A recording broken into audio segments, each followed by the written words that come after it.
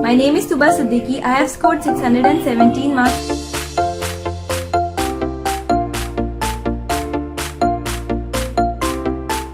Assalamu alaikum. My name is Tuba Siddiqui. I have scored 617 marks in NEET 2019. For this, I am very much thankful to Dr. Gitendra sir and our entire Biomentors team. Thank you all for supporting me throughout the year. I am from Mumbai. I am a repeater. This is my second repeat after 12th. 12th के साथ जब मैंने NEET दिया था तो उतने अच्छे से पढ़ के नहीं दिया था, तो उतने अच्छे मार्क्स आए नहीं थे, तो पहले से दिमाग में था कि रिपीट तो करना ही है. ओके.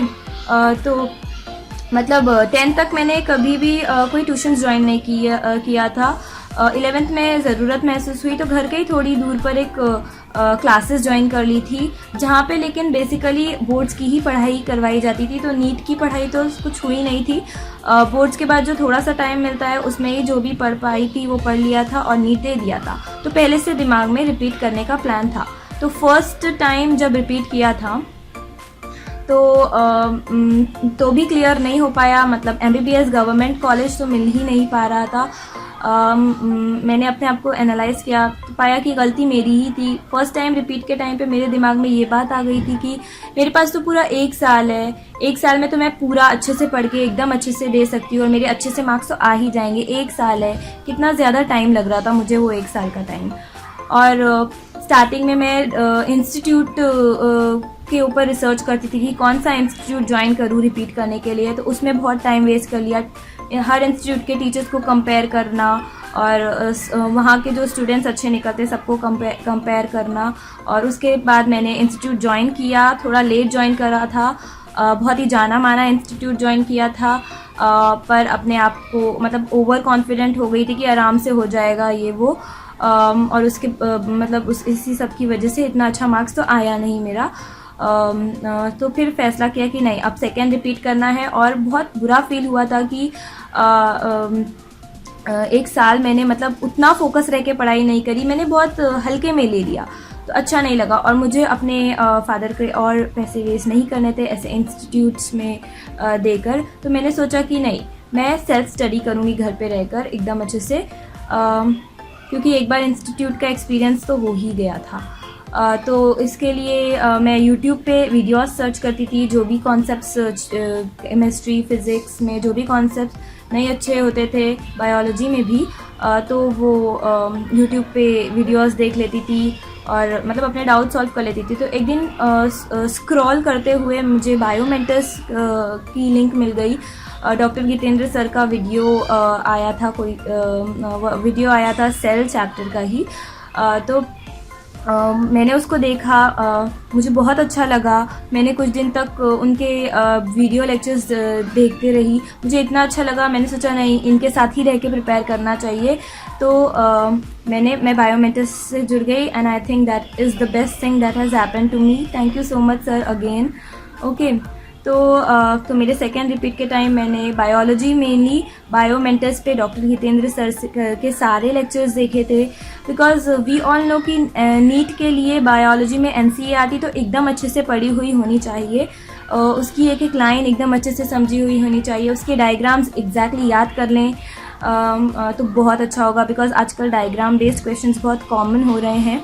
तो NCERT वाला काम तो हम डॉक्टर गितेंद्र सर पर ही छोड़ दे तो अच्छा है. बिकॉज सर जिस तरीके से बायोलॉजी पढ़ाते हैं उससे हमें कोई नहीं रोक सकता 360 में से 360 लाने के लिए. ओके. अगर हम सर के बताए हुए तरीके पे पूरी तरीके से चलें, उनको पूरी तरीके से फॉलो करें तो ज़रूर 360 में से 360 मिल जाएगा. ओके. तो NCERT एकदम अच्छे से करनी है. और इसके साथ साथ डेली बेसिस पे MCQ की प्रैक्टिस भी होनी चाहिए. बिकॉज MCQ ही एग्ज़ाम में सॉल्व करने वाले हैं. तो MCQ किस तरीके से होते हैं, किस तरीके से ऑप्शंस रूल आउट करना है, ये सारी टेक्निक्स का भी पता होना चाहिए. ओके. तो DPS और लास्ट में जो क्वेश्चन बकेट्स मिलेगी वो यहाँ पर इम्पॉर्टेंट हो जाती हैं. इसके अलावा कुछ एडिशनल MCQ सॉल्व करना है तो कोई ऐसी बुक उठाएं जो NCERT के पॉइंट्स के ऊपर ही MCQ बनाती हो, ताकि NCERT का रिवीजन होते रहे. ओके. और प्रीवियस ईयर्स के क्वेश्चंस तो DPS और क्वेश्चन बकेट्स के थ्रू मिल ही जाएंगे. लेकिन अगर खुद से करना है तो लास्ट 10 ईयर्स के तो प्रीवियस ईयर्स के क्वेश्चंस PCB में ज़रूर करें. बिकॉज क्वेश्चंस एग्जैक्टली रिपीट होते हैं. ओके. फिर केमिस्ट्री में तो अगेन रिपीटर हूँ, तो चीज़ें तो पता ही थी। जो चीज़ों में वीक थी, जो चीज़ें नहीं पता थी अच्छे से, जिन चैप्टर्स के क्वेश्चंस रॉन्ग होते थे और जो इम्पोर्टेंट चैप्टर्स थे, उनके ही वीडियो लेक्चर्स मैंने संजय सर के देखे थे, क्योंकि मुझे लगता था कि बार बार मतलब पढ़ते रहूँगी तो कुछ नहीं, मुझे लगता था कि मैं MCQ नहीं सॉल्व कर पा रही हूँ यहाँ पर, तो मैंने ज़्यादा MCQ पर ध्यान दिया था in chemistry and physics both. तो उसके लिए MCQ ज़्यादा से ज़्यादा सॉल्व किया था। केमिस्ट्री में NCERT इन ऑर्गेनिक के लिए और chemistry in everyday life, polymers, biomolecules, जो यहाँ पे याद करने वाले चैप्टर्स हो जाते हैं, उनको तो पूरा NCERT से एकदम करना ज़रूरी हो जाता है। अमाइनो एसिड्स के स्ट्रक्चर्स, उनके नेम्स, नेचर, ये सारी चीज़ें ज़रूरी हो जाती हैं यहाँ पर, तो इसको एकदम NCERT से एग्जैक्टली सेम टू सेम पढ़ लें। ओके और यहाँ ऑर्गेनिक के लिए रिएक्शंस ज़्यादा से ज़्यादा प्रैक्टिस करी हुई होनी चाहिए, बिकॉज रिएक्शंस जितनी ज़्यादा प्रैक्टिस कर रहेंगे उतना जल्दी याद होते जाएगी। तो रिएक्शंस को लिख कर प्रैक्टिस करना ऑर्गेनिक में बहुत ज़्यादा इंपॉर्टेंट हो जाता है। मुझे पेपर पे लिख कर प्रैक्टिस करना अच्छा नहीं लगता था, तो ऑर्गेनिक के लिए स्पेशली मैंने वाइट बोर्ड खरीदा था, उस पर मैं खूब ज़्यादा ऑर्गेनिक के रिएक्शंस लिख कर प्रैक्टिस करती थी, जिसने मुझे ऑर्गेनिक के रिएक्शंस एकदम अच्छी तरीके से याद करवा दी थी। तो मुझे लगता है ये चीज़ मेरे लिए बहुत हेल्पफुल थी। तो ऑर्गेनिक तो लिखते रहिए, ऑर्गेनिक आपकी हो जाएगी। और इसके लिए ऐसे MCQ प्रैक्टिस करते रहना चाहिए जो आपस में रिएक्शंस को कनेक्ट कर करके बनाए जाते हैं, बिकॉज ऐसे MCQ करने में मज़ा भी आता है और इससे कोई भी रिएक्शंस आप कहीं पे भी आपको याद आ जाएगी। उसके बाद और इजी वे में आप इसे याद कर सकते हैं अपने आप को चेक करने के लिए, क्या मुझे रिएक्शंस आ रही है, तो ऐसे MCQ सॉल्व करना चाहिए।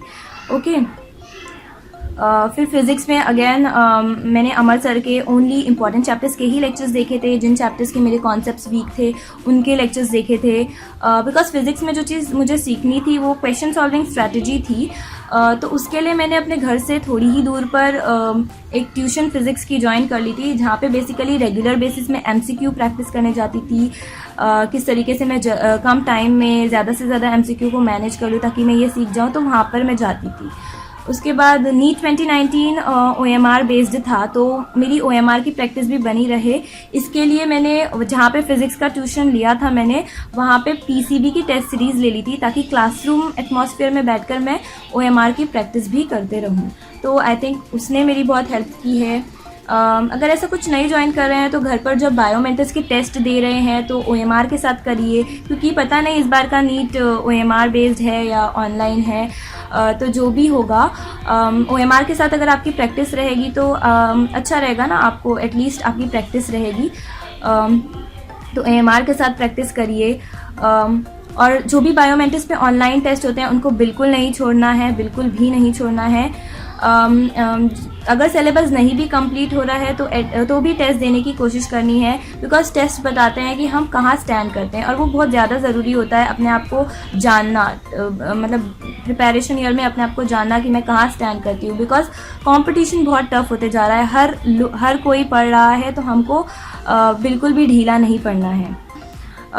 इसके बाद प्रिपरेशन ईयर में जो भी डिमोटिवेशन आए उसको अपने आप से एकदम दूर रखें, हमेशा फोकस रहने की कोशिश करें। जब भी डिमोटिवेशन आए तो अपनी आंखें बंद करिए, अपने घर वालों को, अपने पेरेंट्स, टीचर्स, जो भी लोग आपसे प्यार करते हैं उनको याद करिए। ये सोचिए कि जब आपका अच्छा सा नीट का रिजल्ट आएगा तो इन लोग कितने खुश हो जाएंगे, है ना।